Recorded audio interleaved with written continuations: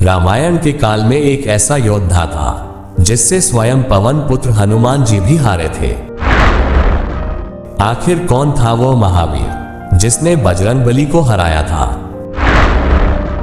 हिंदू धार्मिक ग्रंथों में हनुमान जी को सबसे शक्तिशाली माना गया है। हनुमान चालीसा में कहा गया है, चारों युग प्रताप तुम्हारा, होए प्रसिद्ध जगत उजियारा, जिसका अर्थ है हनुमान जी को चारों युगों में कोई परास्त नहीं कर सका, न तो उन्हें युद्ध में कोई हरा सका। महाबली हनुमान जी की वीरता की गाथाएं प्रसिद्ध है। पता नहीं कितने लोगों का अहंकार हनुमान जी ने एक साथ नष्ट किया, जिन्होंने बचपन में ही सूर्य को मुख में रख लिया। ऐसे कई उदाहरण हमारे हिंदू धर्म शास्त्र में, पुराणों में मिलते हैं। राम और रावण के युद्ध में भी हनुमान जी ऐसे एकमात्र योद्धा थे जिन्हें किसी प्रकार की कोई क्षति पहुंचाने वाला कोई नहीं था। ये सुनने में बहुत ही आश्चर्यचकित लगता है। प्रभु की कृपा प्रभु ही जाने, लेकिन पुराणों के अनुसार इसे सत्य माना गया है कि हनुमान जी को एक बार हार का सामना करना पड़ा। कहते हैं कि युद्ध में हनुमान जी को हराने वाला कोई और नहीं बल्कि उनका भक्त ही था। आखिर कौन था वो श्री राम का भक्त जिसने हनुमान जी को युद्ध में हराया? आइए जानते हैं ये रोचक प्रसंग। आखिर कौन था वो महावीर जिससे स्वयं पवन पुत्र हनुमान जी भी हारे थे? पुराणों में वर्णित कथा के अनुसार किसी समय में मच्छिंद्रनाथ नाम के एक बहुत बड़े तपस्वी हुआ करते थे। एक बार जब वो रामेश्वरम में आए तो भगवान राम के द्वारा बनाया गया राम सेतु देखकर भाव विभोर हो गए, जिसके बाद प्रभु राम की भक्ति में लीन होकर समुद्र में स्नान करने लगे। तभी वहां वानर वेश में उपस्थित हनुमान जी की नजर उस पर पड़ी।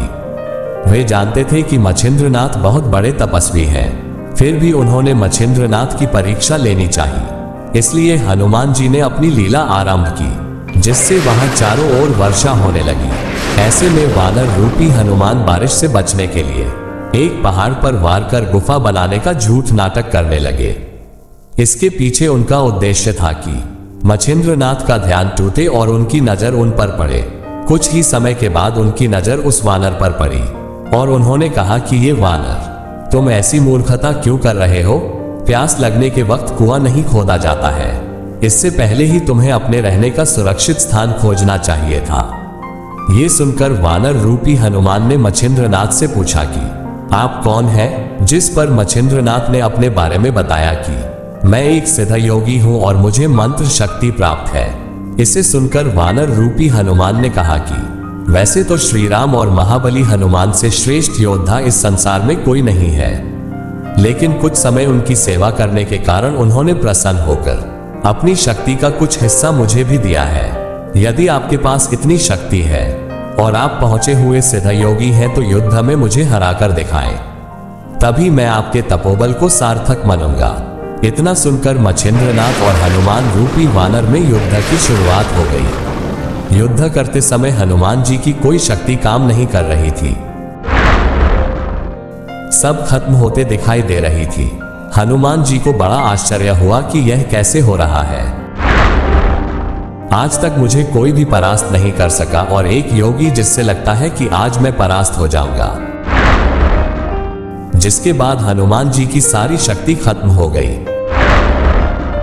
हनुमान जी की दशा देखकर उनके पिता वायुदेव वहां पहुंचे और मच्छिंद्रनाथ से हनुमान को क्षमा करने का अनुरोध किया।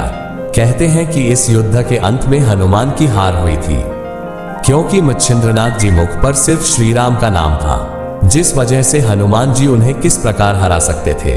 अब अगर ऐसे युद्ध में हनुमान जी मच्छिंद्रनाथ को हरा देते तो यह एक प्रकार से श्री राम का अपमान होता।